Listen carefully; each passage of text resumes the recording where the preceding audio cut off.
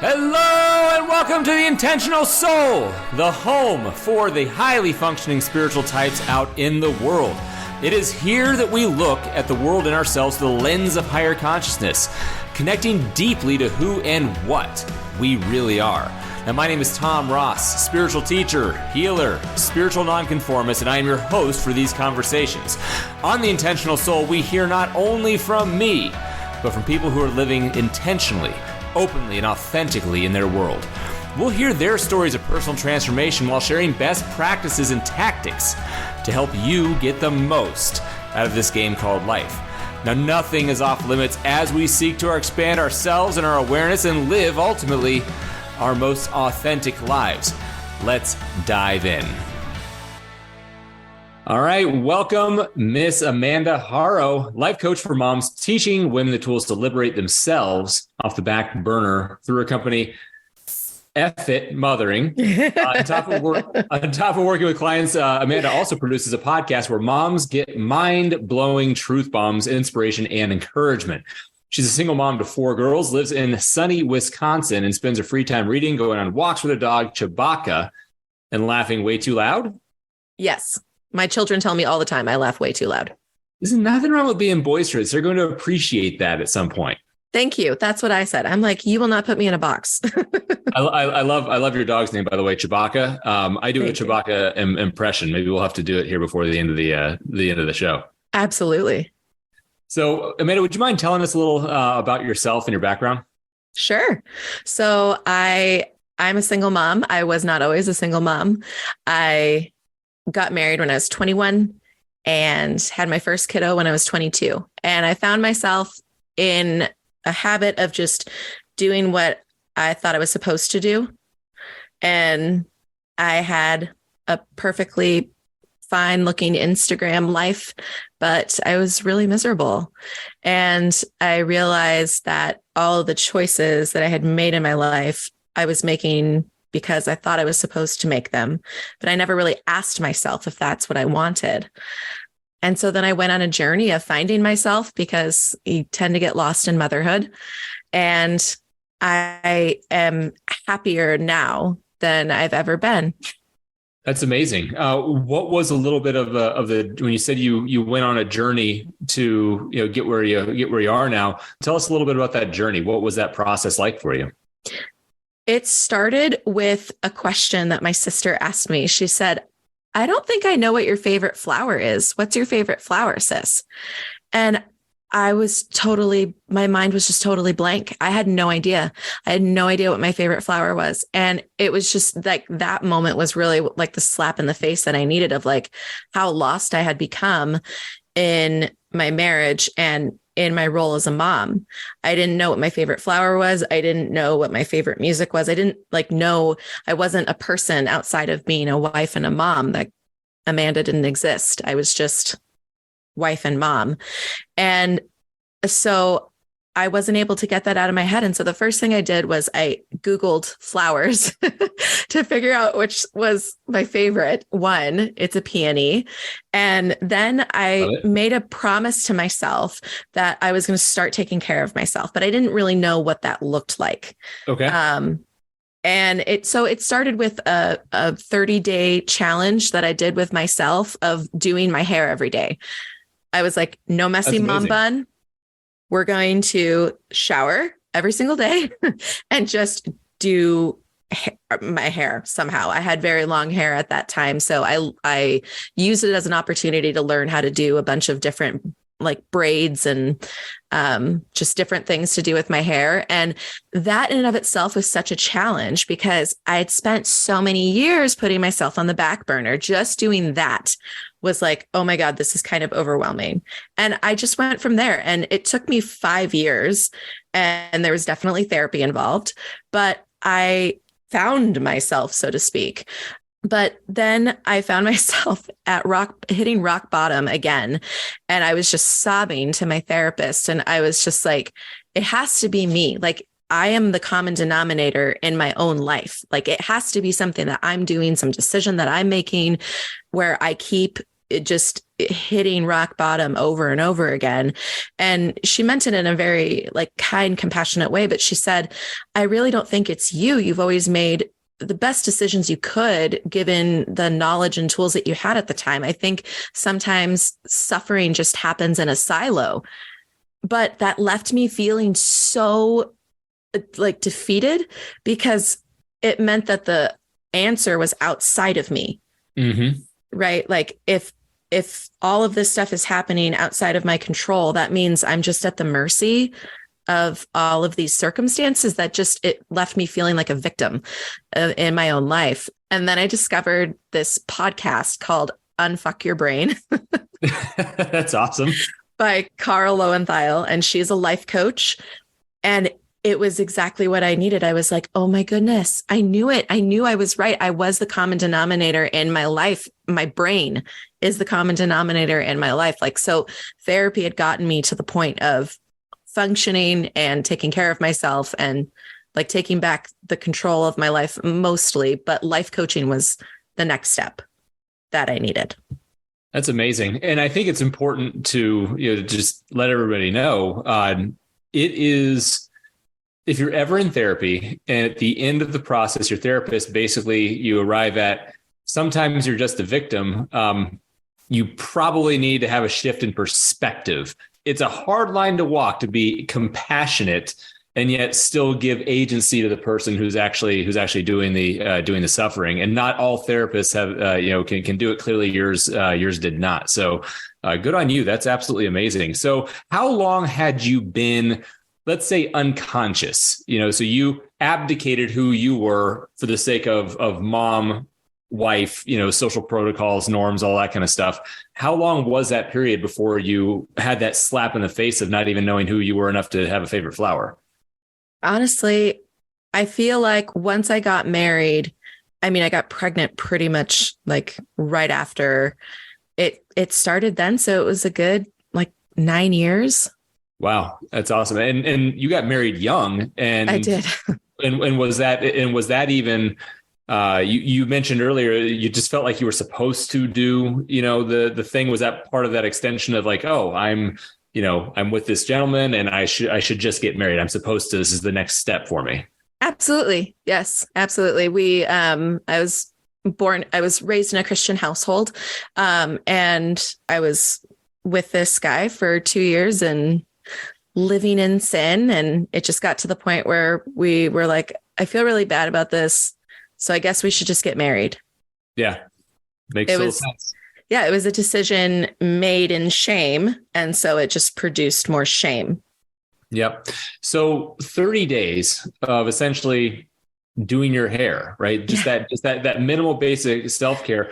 Talk a little bit about the value of lowering the bar for yourself when you are taking those early steps towards reclaiming power, self-esteem, or whatever it is. Absolutely. Absolutely. So Carl Lowenthal, the coach that I mentioned a moment ago, she calls it like the minimum baseline. And it's hard for people who are like high achievers and perfectionists. I am a perfectionist. I am a self-proclaimed Hermione Granger. So it was very difficult for me to just set such a meager, pathetic little goal. But I had just reached such depths of depression and desperation that I was like, got to start somewhere. But she really breaks down like the brain mechanics of it. And it's so much more feasible if you set a minimum baseline goal, something that you know that you're going to achieve. And then if you go above and beyond it, great. But if you set these huge goals straight out the gate of like trying to do new things, your brain is wired to keep you safe. So it sees change as a danger. It's just that amygdala lizard brain that we share with animals. It'll tell you, no, don't leave the cave because that's dangerous. We're going to die. So you have to work just little steps. Yeah, you got to work. I love the machinery is trying to keep you safe in a world that's not trying to kill you. Yes, exactly. Thank you very much. I'm sure this fight or flight response was appropriate when I was dodging a saber-toothed tiger Right. However, the barista who's a little rude to me in the Starbucks is an inappropriate response pattern, right? Exactly. But they don't teach us this stuff in school. Like no one teaches us how our brains work. And so we just go through life thinking there's something wrong with us, or that like I'm an asshole, or I just can't get my shit together, or, all these things. And it's like, no, you just don't understand how your brain works. It's okay. Love it, love it, love it. So if you look at your life, how is what you're doing right now totally different from what you imagined? Or is actually this what you imagined your life would be? See, I feel like I've lived like 3 lifetimes already. And some people might see that as like a problem, but I don't. I just have such a different viewpoint now. Like we're sold this idea that life is linear and we're all aiming towards this goal of getting a job and doing the same thing for our entire adult lives and living in the same house with the same person, and just like you find something and then you just do that forever until you die. And that's, if you don't do that, then there's something wrong with you. You're broken. Your marriage failed. You failed. You're a failure. And it's just like, why do we accept that? Why do we think that there's one way to do life? So yeah, when I was in college, I was a theater major. I wanted to have my own theater company and be dirt poor and doing great art. And then I got married and had a kid, and we moved to Wisconsin. I lived in California. I was born and raised in California. And then I was living the stay-at-home mom life. And now I'm an entrepreneur, a single mom, and like, this is not what I dreamed of, but it's so much better. You get that. It's like that more authentic expression of you in this particular environment, right? Yeah.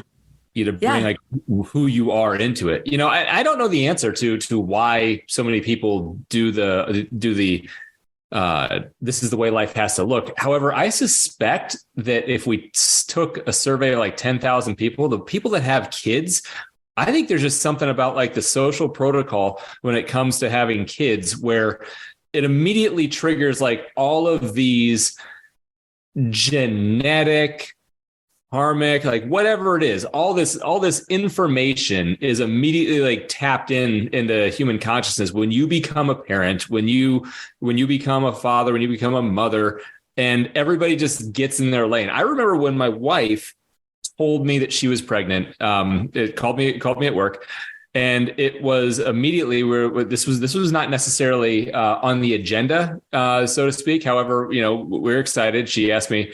She said, "Oh, hey, this is happening." I said, "Oh my gosh, okay, that's great." Hung up the phone, and I'm like, I was growing a young mortgage career at the time, and I immediately went, I now have to make 40 contacts per day, like cold calls, and it just immediately this like thing happened inside me where it was like I had to then now be superhuman because I was going to be a dad, and so I took that on and then immediately fell on my face. And then felt terrible about myself for failing in the thing that was ridiculous for me to, think that I needed to do to begin with. So, right.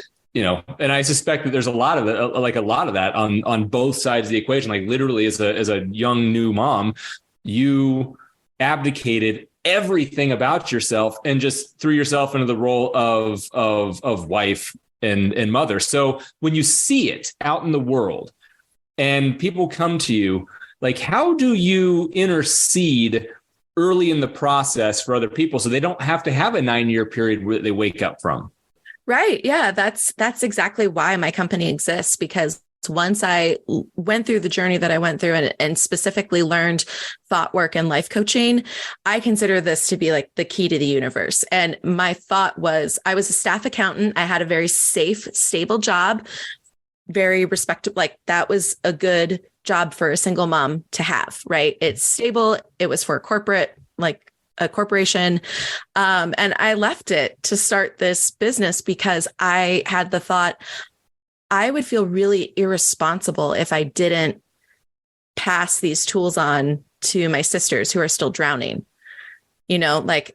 so it's so important to me to to reach as many women as possible. And, like you said, try to intercede when they're pregnant with their first baby, or before they even get pregnant, like just as early as possible. But at the same time, you have to go through what you need to go through in order to be ready for it. Like if someone had talked to me about life coaching and thought work and all these things when I was still married, I wasn't ready for it then.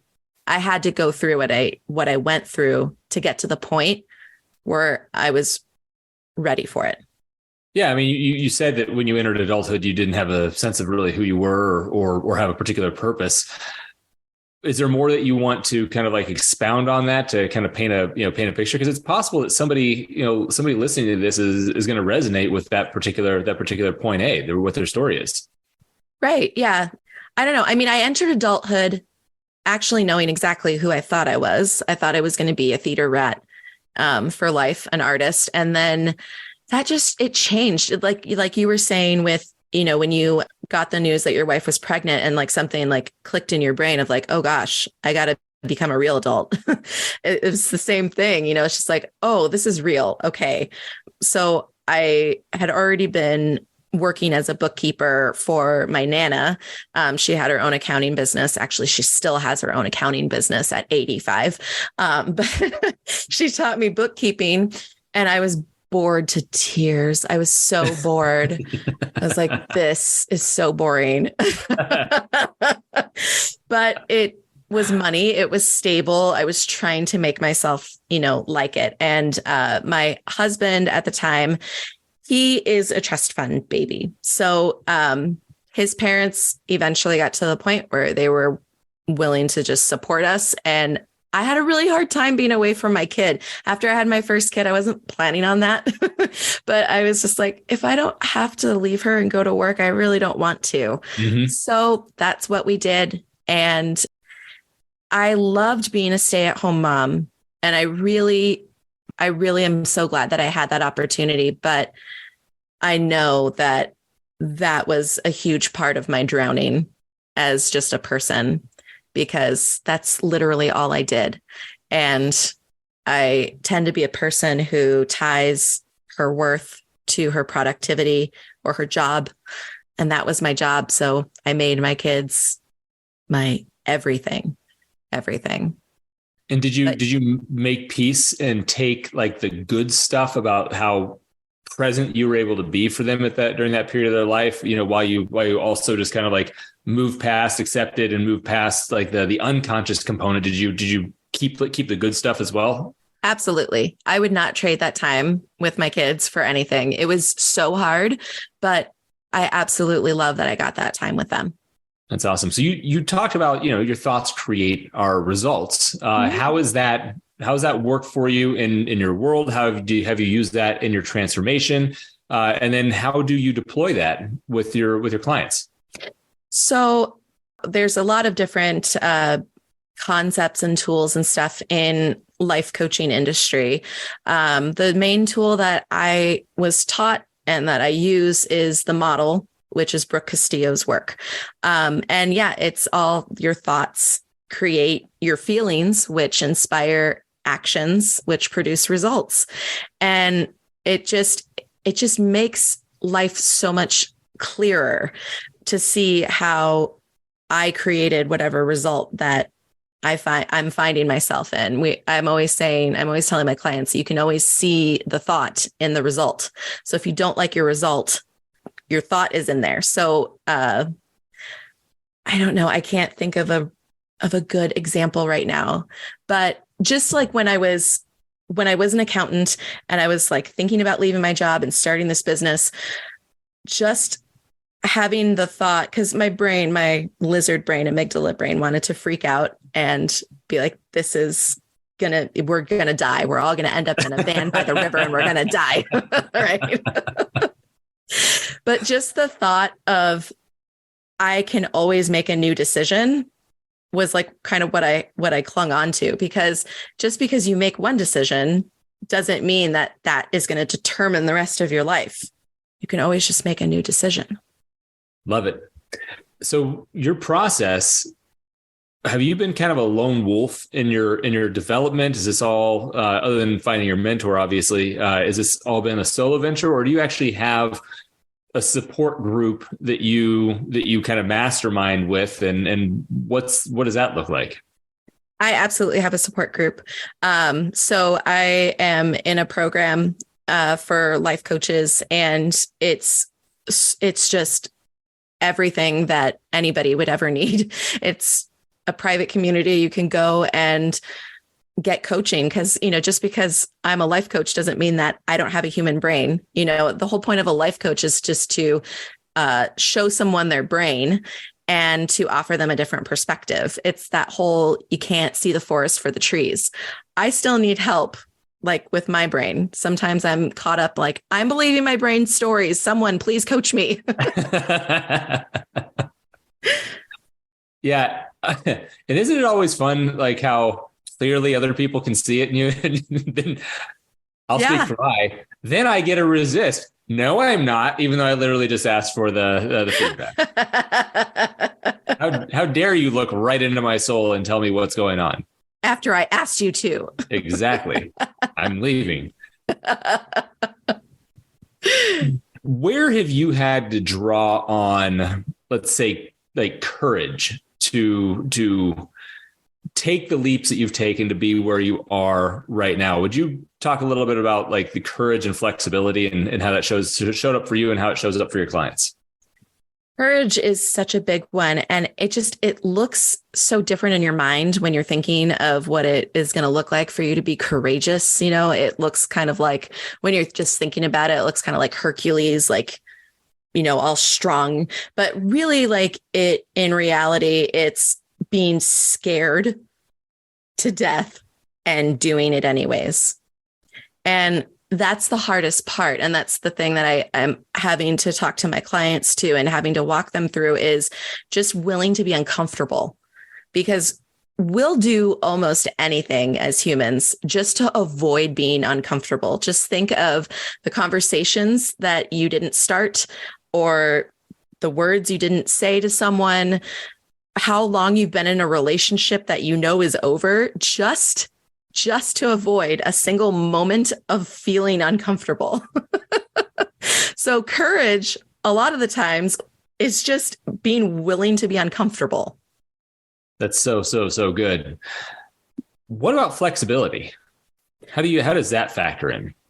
Flexibility, that's interesting, because it absolutely factors in, because I can think that, okay, the plan is going to be this and this and this. And it's just like, this is the plan. This is how it's going to happen. But then once I get to the second step of the plan, things aren't really like going the way that I wanted to. And then I can go to my coaching community. I can get coached. I can get different perspectives, and I can take those in and be open and flexible. Or I can say, no, that's horrible and it doesn't fit in my plan.